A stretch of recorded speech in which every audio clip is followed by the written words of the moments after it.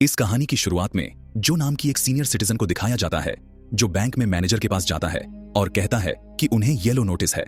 Bank manager कहता है कि यह येलो नोटिस का मतलब है कि 2 महीने में तुम्हें अपना घर खाली करना होगा। अगर तुमने पैसे चुका दिए तो तुम वहां पर रह सकते हो।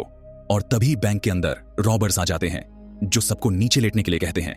जो को भी नीचे लेटने के लिए कहा जाता है, लेकिन जिस पोजीशन में वो लेटा होता है उसमें उसे तकलीफ हो रही होती है। जो रॉबर देख लेता है और कहता है कि तुम आराम से लेट सकते हो। और तभी जो उसकी नेक पर एक टैटू देखता है जो कि मंगोल वॉरियर का टैटू होता है। इसके बाद रॉबर्स यहां से $1.6 मिलियन लेकर निकल जाते हैं। और अब जो ये कहता है कि उसने रॉबर की नेक पर वॉरियर का टैटू देखा था, वो पुलिस को उसे टैटू को बनाने में मदद करता है और इसके बाद अपनी बेटी और ग्रैंड डॉटर के साथ वापस घर आ जाता है। उसकी बेटी का डाइवोर्स हो चुका है। वहीं दिखाया जाता है कि जो कि 2 और दोस्त हैं, इनके नाम विली और अल्बर्ट हैं। ये तीनों की तीनों पूरी जिंदगी दोस्त रहे। विली की बेटी और उसकी जो ग्रैंड डॉटर है वो उससे दूर रहते हैं।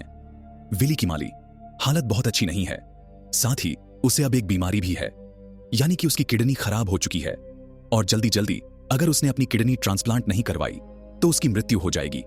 और इस ऑपरेशन के लिए उसे बहुत पैसों की जरूरत है जो उसके पास नहीं है।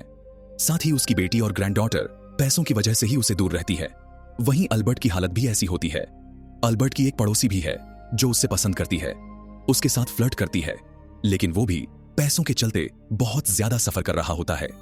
अब ये तीनों कंपनी की मीटिंग में जाते हैं जहां पर कभी काम किया करते थे और यहां पर इन्हें बताया जाता है कि कंपनी को दूसरी कंट्री में शिफ्ट किया जा रहा है, इसीलिए सबकी पेंशन को भी बंद कर दिया जाएगा, जिससे तीनों की तीनों डिसअपॉइंट हो जाते हैं।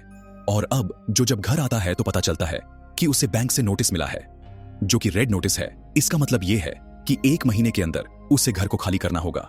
इसका मतलब यह है कि उसकी डॉटर और ग्रैंड डॉटर दोनों की दोनों बेघर हो जाएंगी और अगर उसे ये घर बचाना है तो उसे बैंक का लोन वापस करना होगा। अगले दिन जो अपने दोस्त विली की बर्थडे पार्टी पर जाता है जहां पर सब मिलकर उसे एक रिस्ट वॉच देते हैं जिसमें उसकी ग्रैंड डॉटर की फोटो होती है। और यहां पर जो विली और अल्बर्ट के साथ मिलकर बैंक रॉबरी का प्लान बनाता है और विली को अल्बर्ट को उसका एक प्लान मजाक लगता है। पर रात को जब विली अपने घर पर होता है तो उसे एहसास होता है कि उसे पैसों की कितनी जरूरत है। इसीलिए जो को कॉल करता है और कहता है कि मैं तुम्हारे प्लान में शामिल हूं। लेकिन अल्बर्ट अब भी इनके प्लान में शामिल नहीं होता। अगले दिन तीनों की तीनों अल्बर्ट की कार से एक डिपार्टमेंट स्टोर में जाते हैं जहां पर पहली बार विली और जो चोरी करते हैं, लेकिन अल्बर्ट इनका साथ नहीं देता। विली और जो बहुत ज्यादा चोरी में एक्सपर्ट नहीं है, इसीलिए गार्ड इन्हें देख लेती है और दोनों वहां से भागने लगते हैं और गार्ड इनका पीछा करके इन्हें पकड़ लेती है और डिपार्टमेंट ऑनर के पास ले जाती है, जिसके बाद वह उन्हें छोड़ देता है क्योंकि दोनों 100 ही सीनियर सिटीजन्स हैं।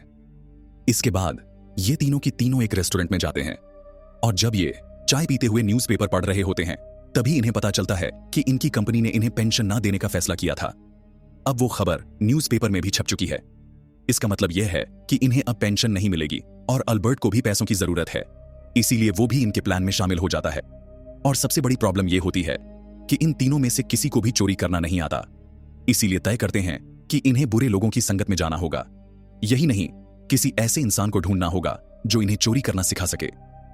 इसीलिए विली और जो की बेटी के एक्स हस्बैंड के पास जाते, क्योंकि जो को लगता है कि वो गलत काम करता है, और उसकी मदद से ये एक आदमी का पता पूछ लेते हैं जो पेट शॉप चलाता है।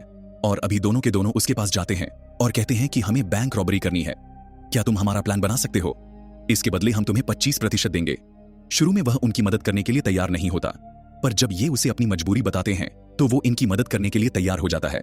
इसके बाद सबसे पहले ये उसी बैंक में जाते हैं जिस बैंक से जो को नोटिस आया था, जिस बैंक में इस कहानी की शुरुआत में रॉबरी हुई थी, और चारों तरफ ये फोटो खींचने शुरू कर देते हैं। ये फिजिकल फिटनेस और शूटिंग की भी प्रैक्टिस करते हैं। इन्हें 20 दिनों के अंदर चोरी करनी होगी क्योंकि 30 दिनों के बाद जो को उसके घर से निकाल दिया जाएगा। ये तीनों की तीनों एक आर्मी चैरिटी में भी हिस्सा लेते हैं जिनका कुछ दिनों के बाद एक बहुत बड़ा कार्निवल होने वाला है और ये उसी दिन चोरी करेंगे ताकि अगर इनके ऊपर कोई शक करे तो इनके पास सबूत होगा कि जिस दिन बैंक में रॉबरी हुई थी उसी दिन ये कार्निवल में वॉलंटियर थे। और जल्दी वह दिन आ जाता है जिस दिन कार्निवल होता है और आज ही के दिन इन्हें बैंक में रॉबरी करनी है। ये तीनों की तीनों कार्निवल में काम कर रहे होते हैं, पर बड़ी चालाकी से बिना किसी को पता लगे ये तीनों की तीनों अपना भेष बदलकर छुपकर वहां से निकल जाते हैं। सबसे पहले कार्निवल से कार चोरी करते हैं, जिसके बाद वह कार से बैंक में जाते हैं। इनके पास गन तो होती है, लेकिन इन्होंने इन गन्स में बुलेट नहीं डाली होती क्योंकि ये नहीं चाहते कि गलती से भी इनसे किसी की जान जाए। और अब बैंक में आने के बाद सबको गन पॉइंट पर ले लेते हैं। यहाँ भी हाल ही में एक चोरी हुई है, इसीलिए सब अपनी पोजीशन में लेट जाते हैं। जिसके बाद एक कैश काउंटर पर जाकर कैशियर को कैश बैग में रखने के लिए कहते हैं और साथ ही विली को दिखाया जाता है जो सब पर नजर रख रहा होता है, लेकिन उसका मास्क बहुत ज्यादा हैवी है। उसकी तबीयत भी खराब रहती है, इसीलिए वहीं पर गिर जाता है जहां पर एक लड़की अपनी बेटी के साथ होती है। वो बच्ची विली से कहती है कि तुम मेरी डॉल ले लो।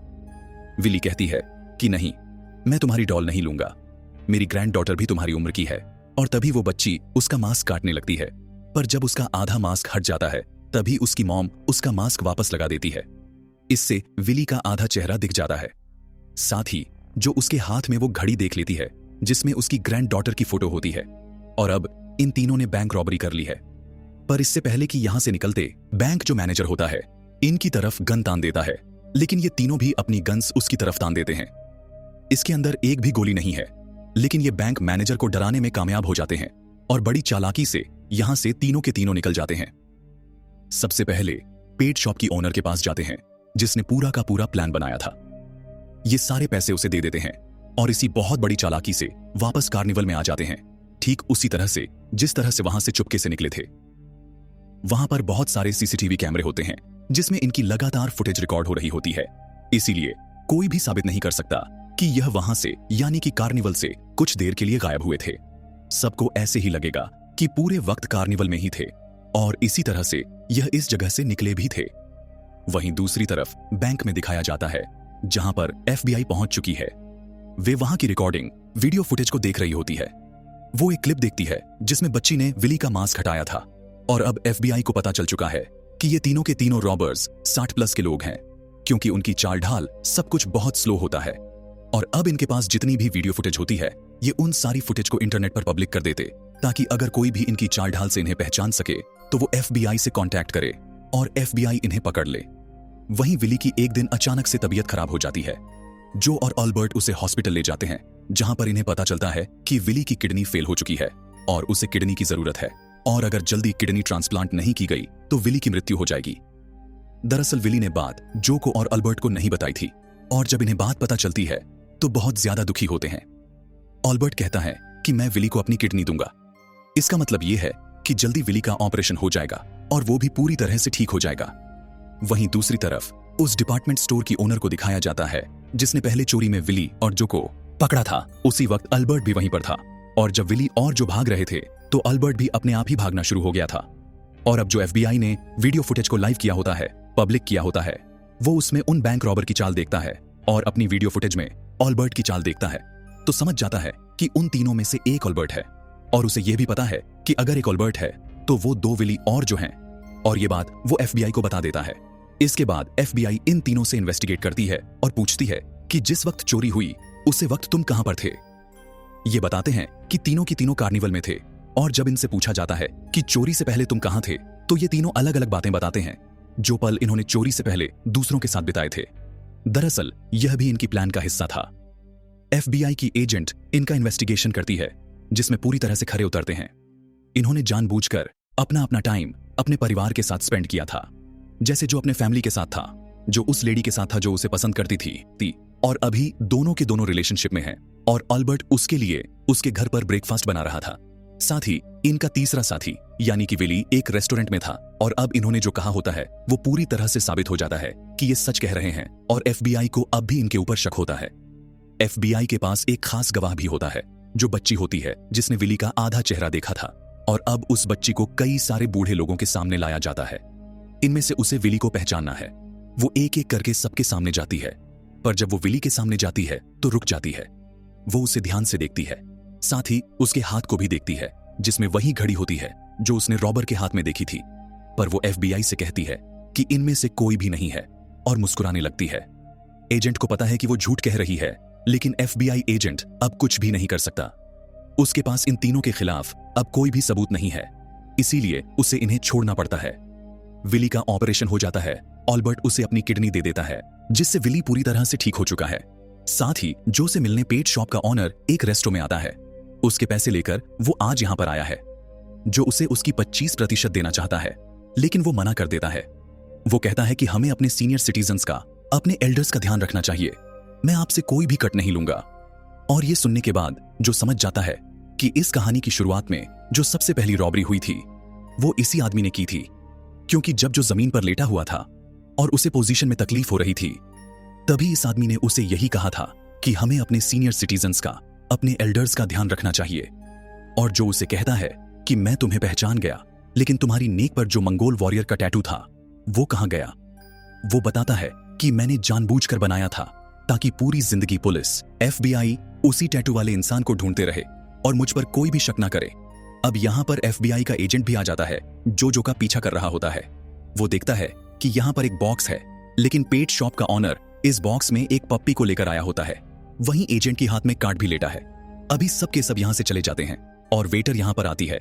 वेट्रेस को हमेशा ही ये बहुत कम पैसे दिया करते थे, लेकिन कभी कभी वो इन्हें फ्री में पाई भी दे दिया करती थी। जो ने उसके लिए, उसकी अच्छाई के लिए यहां पर टिप के तौर पर बहुत सारे पैसे छोड़े होते। साथ ही जो और उसके दोनों साथी बहुत सारे पैसे ओल्ड एज होम को डोनेट कर देते हैं, जहां पर अक्सर वो आया करते हैं। और कहानी के अंत में दिखाया जाता है कि ऑल्बर्ट की उसी लेडी से आज शादी हो रही है जिसके साथ वो रिलेशनशिप में था, और इस शादी में सबके सब बहुत एंजॉय करते हैं।